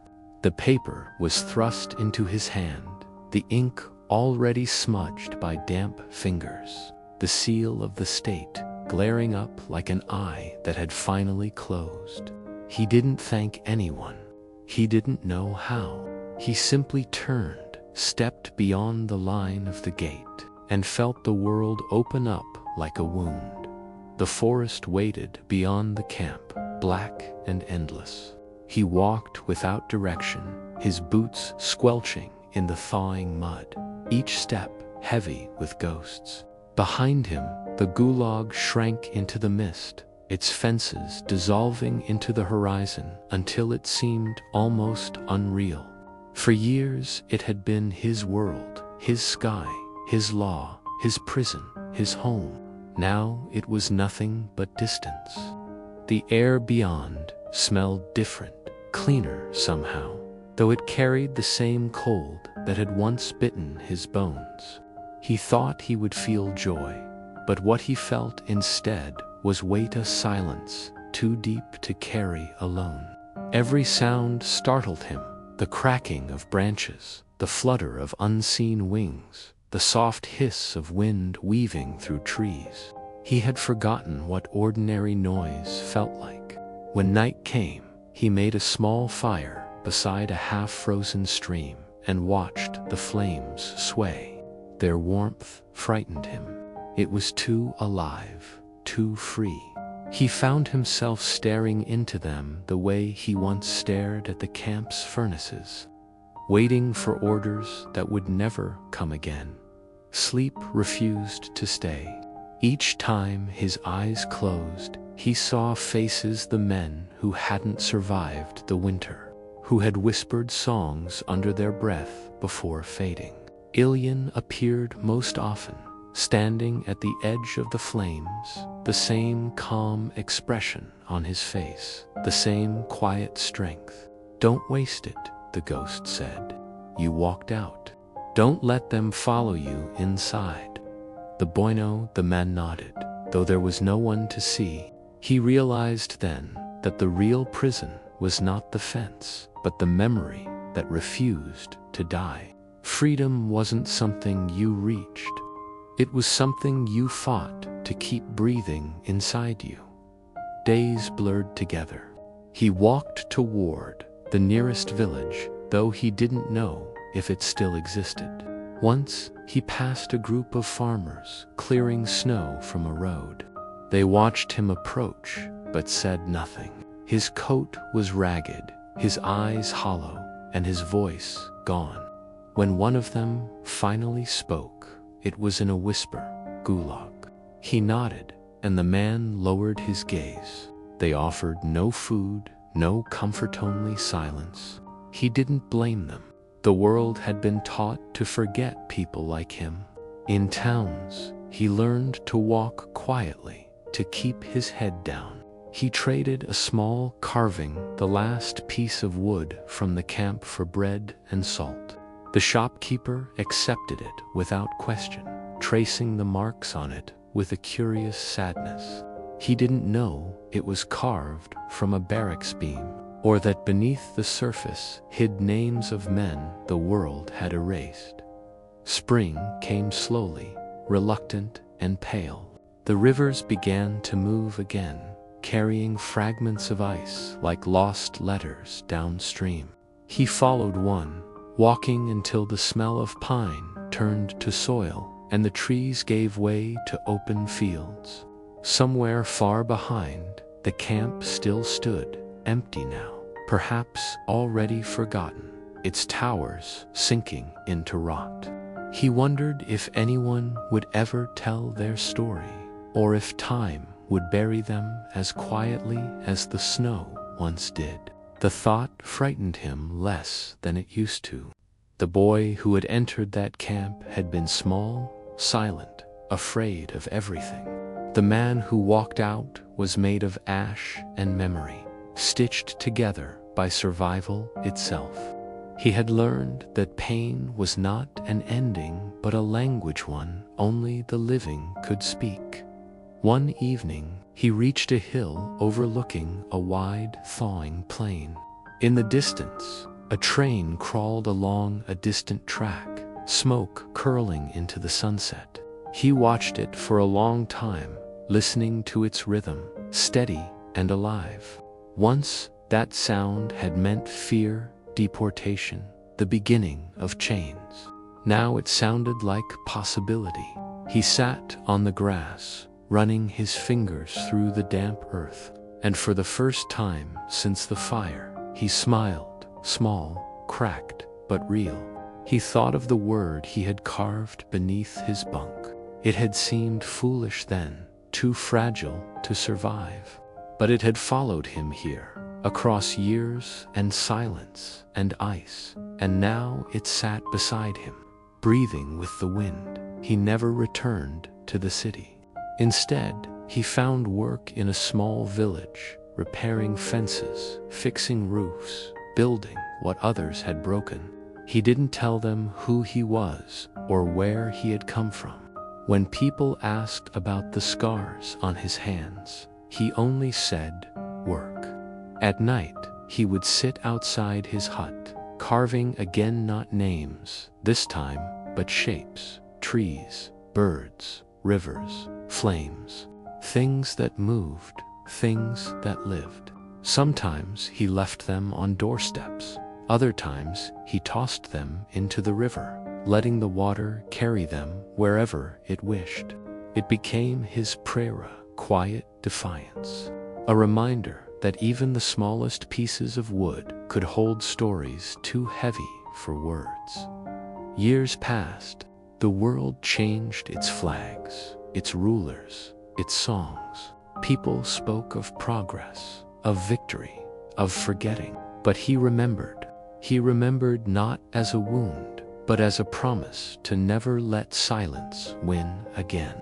When he grew old, children in the village would come to his hut, drawn by the carvings that filled his shelves. They called him Dead Old Grandfather, though none knew his real name. He would tell them simple stories about stars and wolves and frozen rivers, never mentioning the Gulag, never naming the pain that shaped him.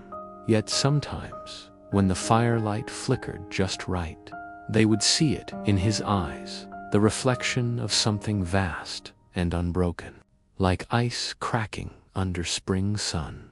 One winter, he walked to the edge of the forest and stood for a long time, the snow crunching softly beneath his feet.